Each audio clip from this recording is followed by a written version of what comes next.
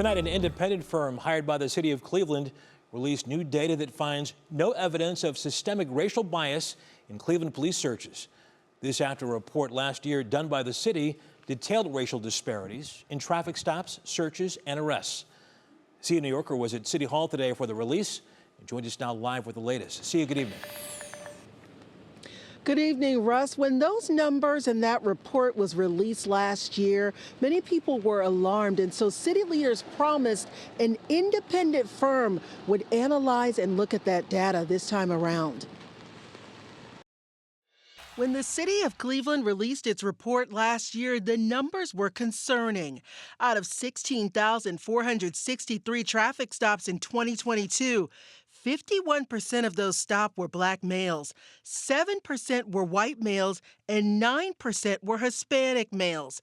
But city leaders say preliminary findings in this year's report are vastly different. We not only tried to understand disparities in traffic stops, which lots of folks in Cleveland have reported on. And for the 2024 data, I can tell you that we didn't find anything. We found no evidence of bias. 3 News is still waiting for the actual report to be released, but Dr. Roland G. Harvard economist, says he's poured through the data since the city of Cleveland partnered with his company, Sigma Squared, to analyze the findings. Some curious to see if Cleveland Police Department has progressed, having been under a Department of Justice consent decree since 2015.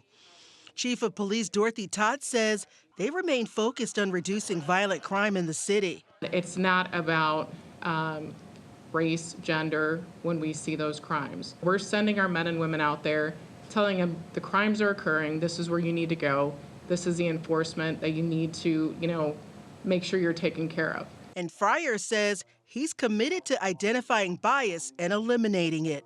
I'm here to try to understand and help law enforcement differentiate between disparities and bias in an effort to actually help communities heal, right? Like, I grew up in these communities, and I grew up worried, frankly, about police interactions. And so if I can use statistics to help with that, I think that's something worthy of doing.